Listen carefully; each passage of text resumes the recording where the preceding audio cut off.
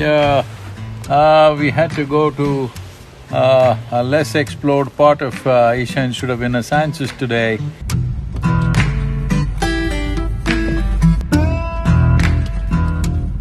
Because we are planning to develop that part and it is a bit into the valley, marshy, and we couldn't get out of there without going into a creek. So after probably a few years without winch, there was no way out.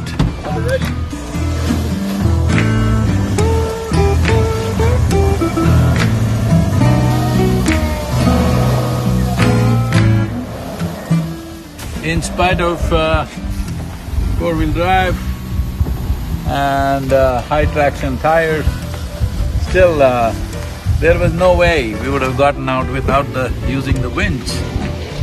So this is the kind of terrain we are in.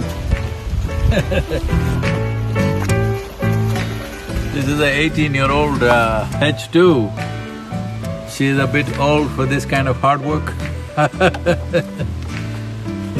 But we somehow made it out, but we wouldn't have made it without using the winch in 3 different places. Whoa, whoa, open land, here we are. Tennessee.